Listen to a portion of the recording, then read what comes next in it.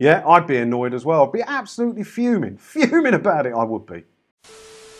Hi, me again, and a little off topic today. I stumbled across this one in the Sun the other day, and it just got me thinking, and I thought maybe we could have a chat about it today. Look at this headline. Absolute eyesore. We're stunned after a massive 15-metre pole appeared outside our homes with no warning. Even the council is baffled. So there's a massive grey antenna thing has rocked up outside these homes, right? And they don't know what it is, and the council says it shouldn't be there, anything like that. I'd be fuming as well, but maybe not for the reason these people are fuming. Because it turns out it's a 6G internet tower. There's this thing, where would they live? It was Manchester, wasn't it? Yeah, Manchester. And there's this company called 6G Internet. I found their website here. So 6G Internet. And I don't think it's that good a deal, really. Look at that, 100 mbups for $26.99. I don't think that's particularly fast or particularly cheap. But all right, it says air fibre to your home, so you don't have to have the cable coming in. It's just a wireless router. But you've got to get them from this. The signal comes from these big pole things. But the reason I'd be fuming about this isn't because of the crappy internet they're trying to sell me or the massive eyesore out front of my house. It's they didn't have permission to put this up. And you want to build something in your garden, the steps you have to jump through. They can't wait to tear down people's houses or sheds or gaming. What was that bloke who built the bowling alley and the gaming room and everything in his back garden? They couldn't wait to get him to tear that down. Didn't he go to prison over that or something because he refused to tear it down? But companies, they just do what they like. Just do what they like. I guarantee the council won't make them take this down, even though they had no planning permission for it. That's the bit that gets me fuming about it.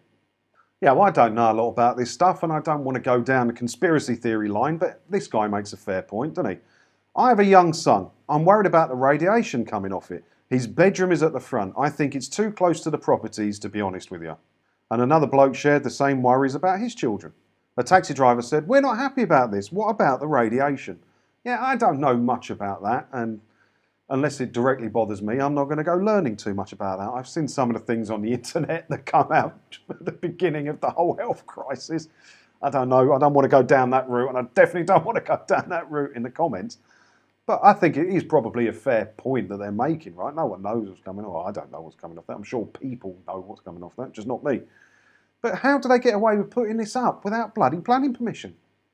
In a letter to the company, the council lays down the law explaining that permission must be granted before they are erected. It continues, the council is aware of the recent installation of a metal mast on that close.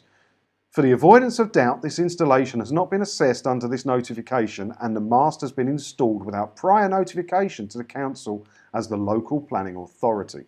You have been asked to provide clarification as to precisely what the purpose of this structure is, as well as plans and details, as we request this within the next 7 days. If that was a person, like say you were into like the old-fashioned radios, I don't think they call it ham radios in America, but I don't know what it's called in the UK. You're an amateur radio enthusiast, right? And I got a friend who used to do it, and they had a bloody great big antenna in the garden. He could talk to people all over the place with it. Now imagine you put one that size up on council property for your hobby. How quickly would you have got a letter from the council telling you to remove it immediately because you're a person? But with a corporation, just please explain what it's there for. No, you must remove this immediately that you would get if it was a person. That's what winds me up about this whole situation. At no point here does the council say, we've told them they must remove it immediately. No, they just said, please tell us what it's for, please. It's not right, is it? So what do you think about this then? If you woke up and you found that outside your house, what would you think about it? Let's not go too deep into the whole radiation thing. Obviously, I don't want to get me channel completely demonetised, because at the moment I'm still partially monetised on the odd video here and there, and I don't want to lose that, please. But my whole point about it is the council aren't telling them to take it down. If I was to do something like that, they'd send me a letter saying, take that down immediately. It's wrong. It's wrong, isn't it? They treat corporations better than they treat the people who are paying the local council tax fees to the council.